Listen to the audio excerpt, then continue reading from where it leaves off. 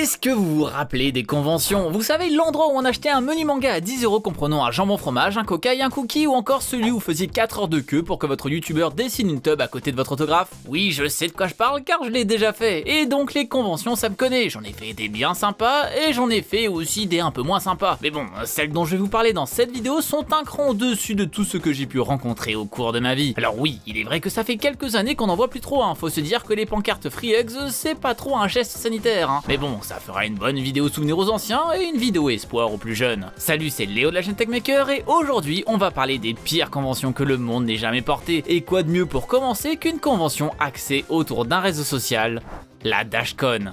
Et pour commencer, on va parler d'une des plus désastreuses, hein, histoire de bien nous mettre dans le bain. La Dashcon est une convention qui n'a eu qu'une seule édition en 2014 et qui était axée autour d'un service bien précis, Tumblr. Il s'agit d'un réseau social vraiment dédié aux artistes avec la possibilité de partager moult dessins plus ou moins safe pour le travail. Et oui, ce n'est qu'en 2018 hein, que Tumblr a banni les dessins pour adultes, donc on était encore sur un réseau bien edgy des familles à l'époque de la Dashcon. Tumblr avait réellement envie d'avoir sa propre convention et un financement participatif via Indiegogo a été mis en place pour ça, récoltant la somme faramineuse de 4075 $. Ouais, c'est pas beaucoup certes, mais pas grave, on fait quand même. J'imagine bien la gueule qu'aurait le Mergastunning Show s'il n'avait levé que 4000 €, hein. Donc rempli de bonne volonté, les organisateurs s'attellent à la tâche, mais problème, aucun d'entre eux n'a jamais organisé d'événements du style. Pire, de gros problèmes de communication sont présents, ce qui fait que personne ne sait où va l'argent, personne ne connaît l'emploi du temps. Bref, c'est déjà le bazar avant que ça commence, et on parle d'une convention qui va accueillir 7000 personnes au maximum ici. Il a aussi été prévu d'avoir des invités très appréciés de la plateforme, comme Noel Stevenson ou encore Welcome to the Night Vale, qui ont été démarchés pour venir à cet événement. La convention était assez chère au niveau de l'entrée, entre 20 et 45 $ la journée et 65 $ pour la totale de 3 jours, c'était vraiment dans les hauts tarifs. Et pourtant malgré ça, la convention commence déjà à entourlouper les gens. Vous voyez les artistes par exemple dont j'ai parlé plus tôt, eh bien le cachet promis à ces derniers ne sera jamais payé. Pire que ça, ils vont devoir eux-mêmes payer leur chambre d'hôtel alors que tout était normalement pris en charge par l'organisation. Et ils se rendent compte de tout ça avant même que la convention ne commence. D'ailleurs en parlant de l'hôtel, celui dans lequel se déroule la convention réclame finalement d'être payé avant la fin de la convention, ce qui n'était pas prévu d'après les dires des organisateurs, et si le paiement n'est pas effectué, alors la convention est purement et simplement annulée dès la première soirée. Et donc qu'est-ce qu'on fait dans ces moments-là? Eh bien on prévient tous ceux qui sont présents à la convention pour faire des levées d'argent de dernière minute en demandant sur les réseaux sociaux de faire des donations PayPal. C'est juste complètement dingue. Donc oui, déjà tout le monde s'énerve en criant à la pure et dure arnaque, mais le pire là-dedans c'est que ça a marché. Entre les donations des gens dans la salle et celles des réseaux, les 17 000 $ manquants sont bel et bien récoltés. Mais le problème c'est que l'hôtel de son côté réfute complètement avoir changé les termes. Bref, on ne sait plus si on peut faire confiance à qui que ce soit. À partir de là, bah la convention est déjà giga foutue, hein, vous vous en doutez bien. Le tout n'a même pas commencé depuis une soirée que tout le monde est en stress, que pas mal d'artistes sont partis étant donné qu'on leur avait menti, et que pas mal de vendeurs ont aussi levé le camp vu que plus personne n'a acheté quoi que ce soit. Bah oui, les visiteurs ont déjà tout claqué en donation directement aux organisateurs. Rajoutez à ça les enfants qui pouvaient rentrer dans les endroits réservés aux adultes ou encore la game room qui donnait envie de mourir avec seulement un écran présent à l'intérieur. C'est la giga débandade pour les 65 $ payés plus donations complémentaires. Mais le pire là-dedans, ça a été la fameuse piscine à boules. Je vous avais dit que pas mal d'artistes sont partis et c'est donc le cas de Welcome to the Night Vale, ce qui était assez problématique étant donné qu'une conférence était prévue et pas mal de gens avaient réservé des places pour ces dernières. Et qu'est-ce qui a été proposé en dédommagement à tout ça? Eh bien 1 heure dans cette magnifique piscine à boules. Elle est pas super belle hein, en plein milieu de rien. Regardez-moi ça, comment ils ont l'air giga heureux. Ça valait bien le déplacement et 65 balles encore une fois. Un mème est né de cette piscine à boules et c'est devenu l'emblème de cette désastreuse convention qu'a été la première Dashcon. Malgré tout ce foutoir, une Dashcon 2 a été annoncée en 2015, l'année suivante, mais a très vite été abandonnée en septembre 2014. On se demande bien pourquoi. Il y a quand même eu encore ici un dernier élan d'espoir, hein, puisqu'au même moment une nouvelle convention a été annoncée, l'Emoticon. Et en s'y penchant de plus près, un journaliste du Daily Dot s'est rendu compte que c'était exactement la Dashcon. Même lieu, même thème, site web giga similaire, comme si un simple changement de nom allait effacer les erreurs du passé. Ni une ni deux, l'Emoticon a aussi été très rapidement annulé. Bon sang qu'il n'a pas envie de mourir celui-là, hein, c'est pire qu'un zombie à ce niveau-là.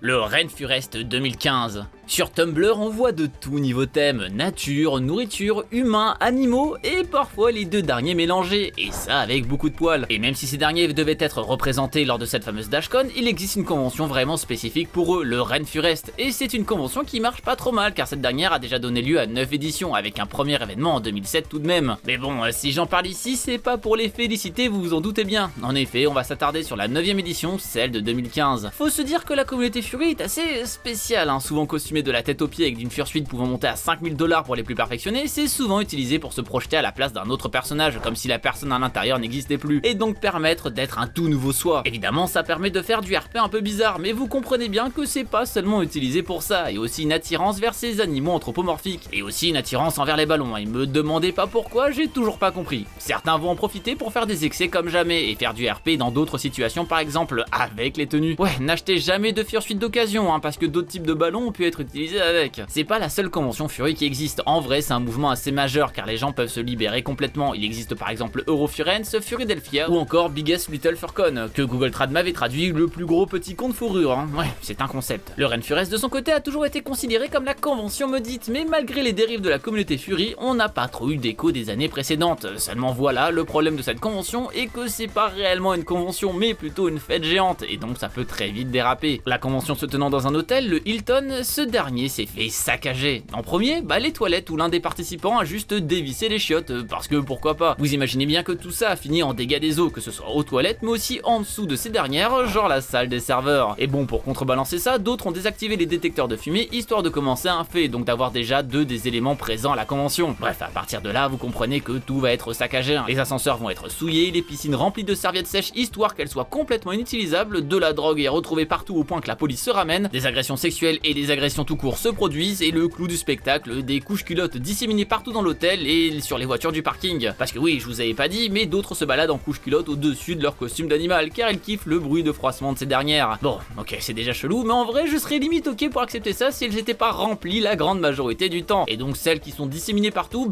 vous l'avez compris, elles sont bien entendu remplies aussi, hein. Suite à tout cet enfer, Lilton a contacté la convention pour leur dire qu'ils ne voudront plus jamais travailler avec eux par le futur suite à ça. Assez étonnant, mais que les dégâts provoqués par cette convention leur coûtent plus cher que les dégâts provoqués par tous les autres événements organisés dans l'année combinée. Et en soi, eh bien la Mafia Fury ça a du flouze, je vous rappelle que ça achète des tenues à 5000 balles. Mais bon, même avec ça, ils ne retrouveront jamais d'hôtels qui accepteront de tenir leur prochaine convention. L'hôtel Hilton a en effet appelé tous les hôtels possibles et imaginables dans la région afin de les prévenir et de s'assurer que personne n'allait accepter de tenir le Renfurest 2016 au sein des murs. Tout était envoyé, hein, des photos, des tweets, les rapports de police, absolument tout. Bon, sauf les couches culottes, hein, ça tient pas forcément dans une lettre, que Dieu nous en garde d'ailleurs. Au final, d'autres conventions Fury ont pris la place de la Renfurest qui ont réussi à un peu plus contenir les gens et c'est pas plus mal. D'ailleurs, je pense rester sur ce concept si un jour j'ai ma propre convention et d'obliger les gens à venir cosplayer comme mon chibi avec ma statue effrayante là, ça peut être intéressant. Abonnez-vous à la chaîne et mettez la cloche bien sûr pour ne pas rater l'annonce de la TechMakerCon.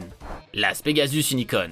Il existe bien pire que les Furies sur internet, quelque chose d'encore plus sombre, d'encore plus dérangé, d'encore plus dévoué, et ça s'appelle les brownies. Et non, rien à voir avec ceux qui pourraient aimer ces délicieux petits gâteaux moelleux au chocolat. Les brownies sont une communauté fanatique d'un dessin animé, My Little Pony Friendship is Magic, ou MLP pour les intimes. Et certains sont vraiment très fanatiques, et à l'instar des Furies, ça peut aller très très loin. Je vous fais pas un dessin, et d'ailleurs ne montrez pas cette vidéo à votre poney pour le bien de sa santé mentale. Ici aussi, il y a des conventions classiques qui se passent plutôt bien et qui font plaisir à la communauté sans pour autant tout saccager sur son passage, hein, LunaFest, Brony Expo, Harmonicon, bref il y en a plein et il risque d'en y avoir encore plein si les conditions sanitaires le permettent bien sûr. Mais la Las Pegasus Unicon se passe à Las Vegas, ville de tous les excès, et il faut donc bien prouver sa valeur de convention de la ville des vices. Avec l'accès facile aux jeux d'argent addictifs, à l'alcool ou aux drogues plus ou moins dures, qu'est-ce qui pourrait mal se passer avec des gens qui sont juste fans d'un dessin animé, voyons. La convention se veut mémorable lors de son annonce en 2013 en invitant près d'une vingtaine de célébrités du monde Brony en organisant ça au Riviera Hotel, l'un des plus grands hôtels de Vegas comprenant pas moins de 2000 chambres tout de même. Et si vous ne connaissez pas Vegas, eh bien les hôtels là-bas ne sont pas que des hôtels, on y trouve des dizaines de restaurants, de bars et évidemment de machines à sous. Tout est là pour vous faire dépenser tout votre flouze. Concrètement, c'est tout à fait possible de se faire un séjour là-bas sans jamais sortir de l'hôtel. Le problème déjà, c'est que tout est organisé à la hâte et vous commencez à comprendre que c'est jamais bon signe. Déjà, le Riviera est devenu en réalité assez de seconde zone au fil des années, ce qui fait que l'hôtel n'est pas des plus fameux mais qu'il y a aussi beaucoup d'encarts publicitaires pour des clubs de striptease ou autres amusements réservés aux plus adultes. Et dans une convention Brony où une partie de la communauté est mineure,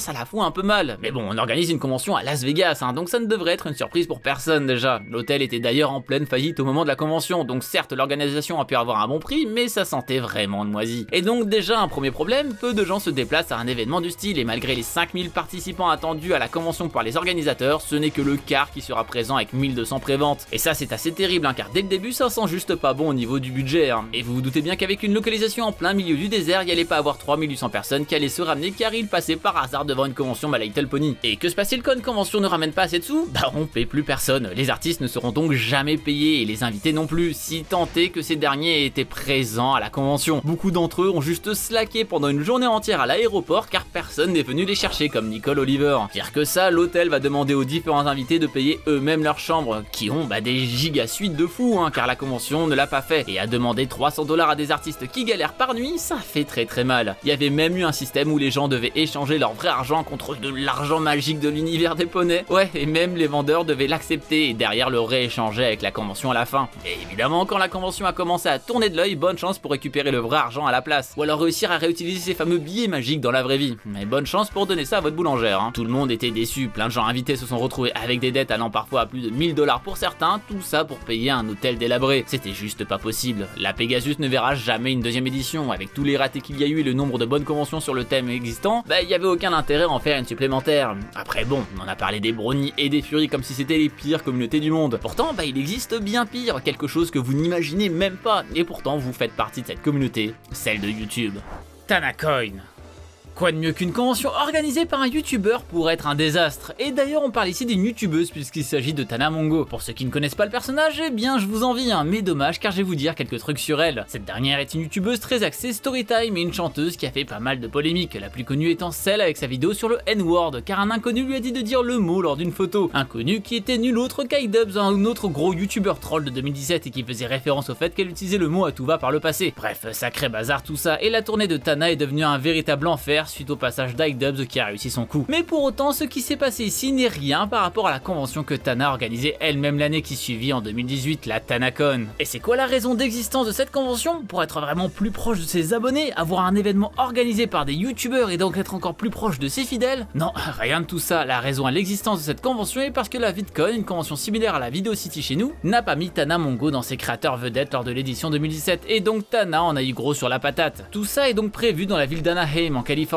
exactement la même ville que la VidCon, et le 22 et 23 juin 2018, exactement les mêmes dates que la VidCon. Ouais, ça se voit à peine que cette convention n'existe que pour embêter celle qui ne l'a pas mise sur le podium, mais bon, la convention n'aura même pas tenu jusqu'au deuxième jour. Tana voulait que 15 000 personnes se ramènent à son événement, mais ce sera finalement seulement le tiers de ce nombre qui aura acheté des tickets, et pourtant, même avec ça, il y a eu embrouille sur embrouille. Les fans ont attendu dès 6 h du matin pour pouvoir rentrer dans cette convention qui devait ouvrir à cet horaire, mais déjà premier problème, les premières personnes n'ont pu rentrer qu'à partir de 9 h, et vous imaginez que des milliers de personnes qui font la queue depuis 3 heures, ça rentre pas d'un coup. Énormément de gens ont donc dû attendre pendant des heures et des heures sans eau, sans nourriture, ni quoi que ce soit pour se protéger de la chaleur extrême du soleil californien, résultant à des coups de soleil giga vénères, voire pire, des malaises. Et quand les premières images de ta convention sur Twitter, c'est une fille qui se fait brancarder d'urgence par les pompiers, c'est un peu tendu. Les gens hurlaient, remboursaient à tout va, et malgré les différentes personnes essayant de relancer un peu le mood, c'était déjà trop tard. À un moment, on a carrément avisé certaines personnes ayant déjà attendu plus de 4 heures dans la file d'attente de revenir le lendemain. Pas mal pour un événement où la place VIP était à 65 $, même si un des autres gros problèmes ici était que l'entrée de base dans la convention était complètement gratuite, pour évidemment faire du pied à la VidCon. Et donc avec autant de jeunes qui sont venus, il y a beau n'y avoir eu que 4200 tickets vendus, ce sont près de 20 000 personnes qui sont venues voir ce désastre qui était la Tanacon. Mais bon, pas de panique pour ceux qui ont pris le pass VIP car un sac de goodies était fourni avec des trucs qui valaient vraiment 4 fois le prix d'entrée comme Tana le disait, avec un bracelet, un porte-smartphone et un préservatif. Oui. Finalement, les préservatifs Techmaker ce sera pas les premiers, estampillé Tana Condom pour faire le jeu de mots d'ailleurs, même Bigard n'aurait pas osé. La convention elle-même était giga vide, le hall d'entrée désert de chez désert, beaucoup des invités absents, bref ça ne valait ni d'attendre des heures ni de débourser quoi que ce soit. En même temps avec une convention préparée en 2 mois qui a comme unique but d'assouvir un caprice contre une autre convention dans la même ville et en même moment,